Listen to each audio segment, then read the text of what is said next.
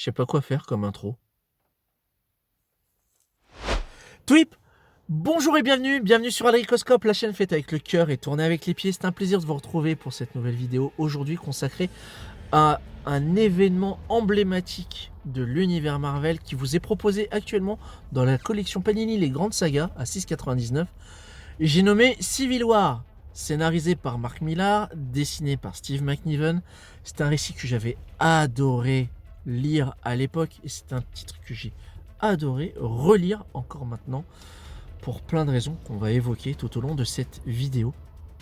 Mais tout d'abord, Civil War, de quoi ça parle?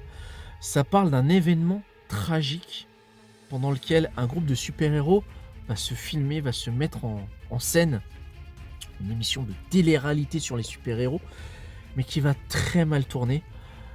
Et à la suite de ce terrible désastre, où une explosion a causé la mort d'innombrables innocents, des citoyens, des super-héros, des super-vilains, le gouvernement va réagir et va demander un décret, va demander à ce que les super-héros soient recensés et reconnus de manière officielle, de manière à pouvoir contrôler leurs actions. Et du coup, il va y avoir deux factions qui vont se créer à la suite de cet événement. Il va y avoir ceux qui vont se ranger du côté du gouvernement, de se dire que c'est bien de s'enregistrer et de faire les choses correctement. Et de l'autre côté, on va avoir des gens qui vont vouloir conserver leur anonymat et leur libre arbitre et s'opposer à ce projet de loi. Et à la tête de ces deux divisions, on va avoir Iron Man et Captain America. Ce postulat, si vous êtes familier, c'est normal, c'est ce récit qui a principalement inspiré le film Captain America Civil War. Et très honnêtement, le récit en version comics est bien supérieur pour de très nombreuses raisons. On va aussi évoquer dans ce comics, dans cette vidéo. Je ne saurais que trop vous recommander déjà l'achat de ce format-là pour Civil War. Pourquoi ? Parce que déjà, vous avez le récit complet, vous n'avez pas tous les tie-in, les fameux récits alternatifs, enfin complémentaires, qui va graviter autour de l'événement, parce que les tie-in apportent pas ou peu d'informations supplémentaires à ce qui se déroule dans le récit principal, et ne vont avoir que peu ou pas d'incidence sur les intrigues que vous allez lire ici. Ce format-là est beaucoup plus intéressant aussi parce que déjà c'est le moins cher. Il est à 6,99 €. Vous avez les 5, 6, 7 chapitres. Les 7 chapitres. Vous avez les 7 numéros. Vous avez en plus de ça, dans cette édition-là,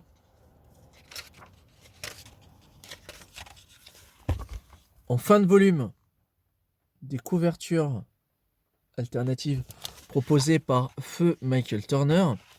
Donc ça, c'est plutôt cool. Et puis que vous dire d'autre si ce n'est que c'est tout simplement un monument du genre. C'est extrêmement bien écrit, c'est extrêmement bien mis en scène. Le tandem Mark Millar, Steve McNiven, à la même époque, m'avait scotché avec le récit Old Man Logan, qui, je l'espère, ressortira dans la collection, les grandes collections Panini à petit prix.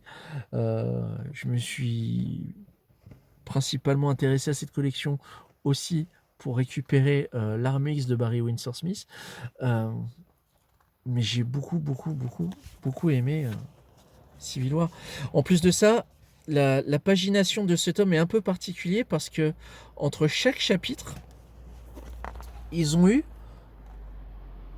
l'ingénieuse idée de publier les frises que l'on trouvait en haut de chaque numéro. En fait, quand vous preniez un single issue, un floppy, vous aviez une petite frise ici, un grand blanc là avec juste écrit Civil War en dessous.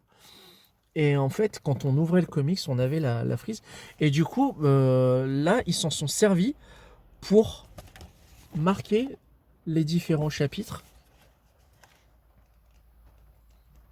Je vais tous vous les montrer parce que je les trouve vraiment magnifiques à chaque fois.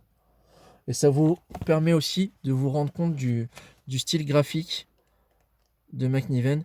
Il me semble que je l'avais déjà évoqué sur cette chaîne lors d'une vidéo sur Old Man Logan.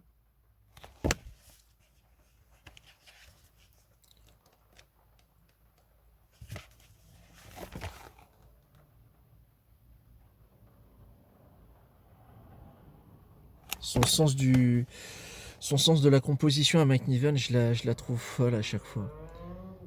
Elle est étonnamment hyper figée et pourtant ultra dynamique. C'est fou. Parce qu'on a l'impression qu'à chaque fois qu'il dessine les personnages en action, ils sont sur pause et pourtant on se rend compte de l'impact que ça peut créer.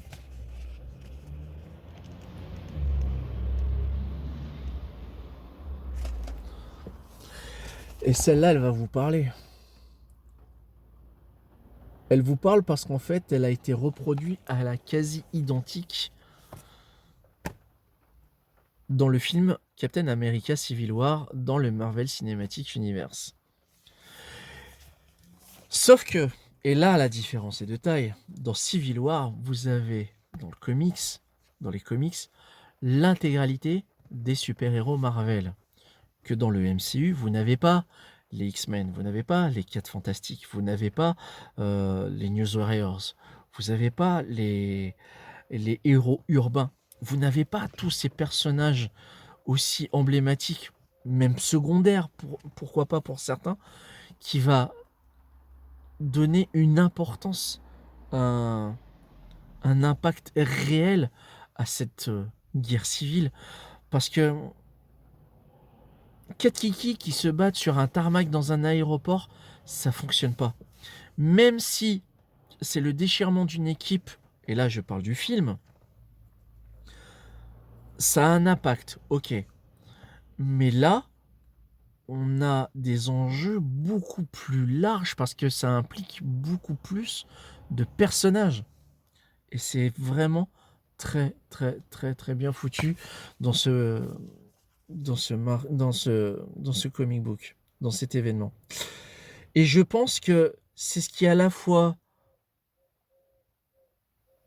il y a eu un double tranchant sur cet événement, c'est que ce crossover Marvel a marqué le retour des gros events, à mon sens, en tant que lecteur je parle, ça a marqué le retour des gros events et leur surabondance. C'est-à-dire que quand on crée un événement particulier, un crossover, c'est pour impliquer des héros qui sont pas capables de gérer un problème seuls et qui sont obligés de se réunir face à une menace commune. Ok. Postulat, ça marche. Il y avait eu les guerres secrètes dans les années 80, à l'issue duquel Spider-Man ramène le symbiote. Ça a marqué, et encore aujourd'hui, ça marque le personnage. Là, à l'heure actuelle, il y a un crossover. Les gars, appel de classe, je fais l'appel, on regarde s'il y a tout le monde. Il va se passer un événement sportif. Et puis, à l'issue de ça, vous savourez ou vous retournez à vos pénates. Voilà. J'utilise des termes complètement vieux, je m'en fous. Tout ça pour dire que les crossovers chez Marvel, comme chez DC, à mon sens, n'ont plus cette aura, cet impact, ce côté épique qu'ils devraient avoir. Je l'avais déjà remarqué dans Fear Itself, qui est arrivé après Avengers vs X-Men. Avengers vs X-Men m'avait beaucoup plu, mais j'avais pas aimé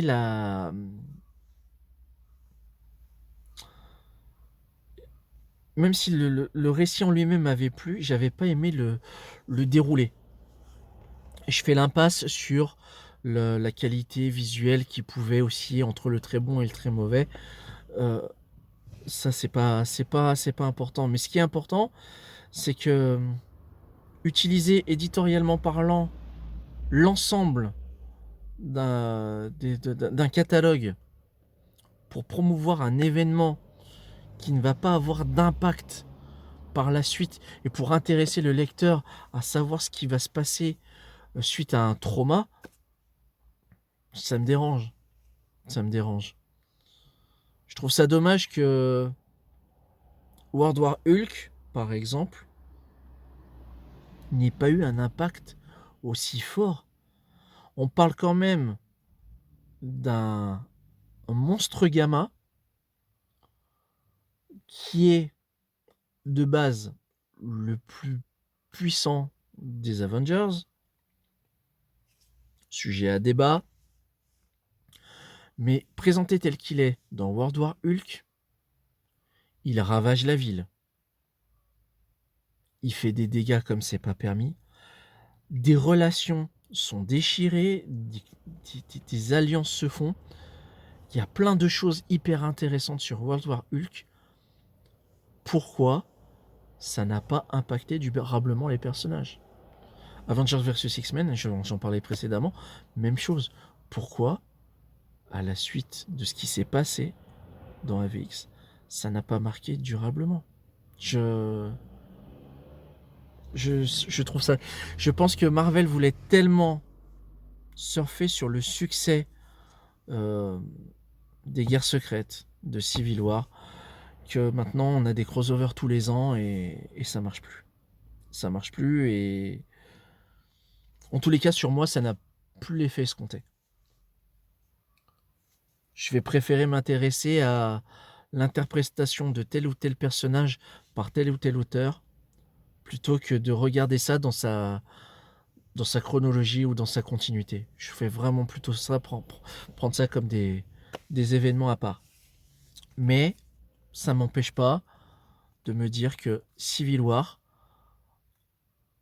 en tant que tel, en tant qu'histoire qui se suffit à lui-même, ça fait totalement le job. Alors après, forcément, si on est nouveau lecteur, ça va poser problème.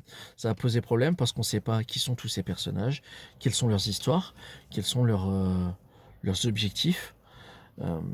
Pour peu qu'on connaisse les adaptations cinématographiques, oui, on peut reconnaître tel et tel perso, on peut voir tel et tel lien commun. Si je vous montre ça, par exemple,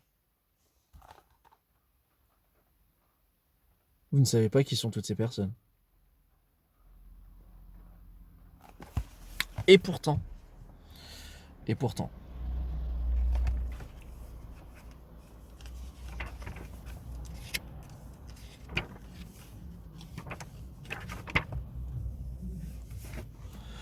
je me permets quand même de montrer quelques pages de Steve McNiven que je trouve vraiment très très cool.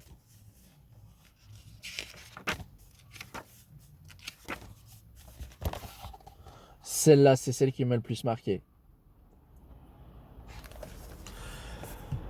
Franchement, ça vous étonne Captain America qui fait du surf sur un F-16? C'est incroyable. Des scènes iconiques comme ça, du coup, il y en a plein. La plus célèbre étant l'opposition à Iron Man, Captain America, que je vous ai montré tout à l'heure. Mais si vous voulez vous plonger dans du récit réellement épique et qui a impacté pendant un certain temps, encore un peu maintenant, si je dis pas de conneries,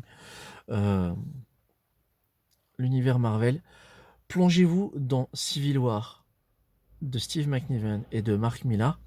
Si vous avez vu les films, clairement, plongez-vous là-dedans et vous verrez qu'il y a plein d'échos dans un comme dans l'autre. Je bafouille, je pars un peu dans tous les sens encore une fois, désolé. Mais c'était ma reco du jour et je tenais vraiment à mettre en lumière cet événement Marvel. Et merci encore à Panini pour une fois de faire cette initiative-là.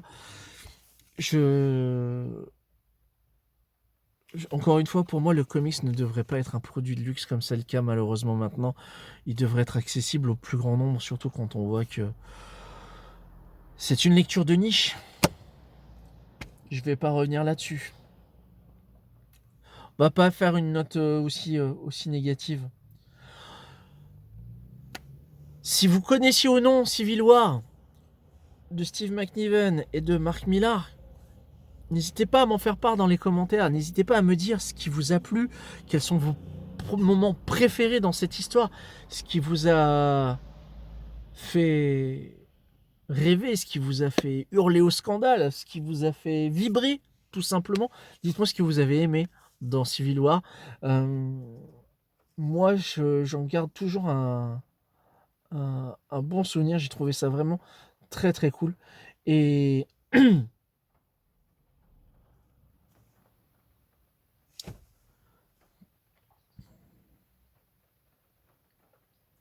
j'arrive pas à finir mes vidéos, c'est terrible.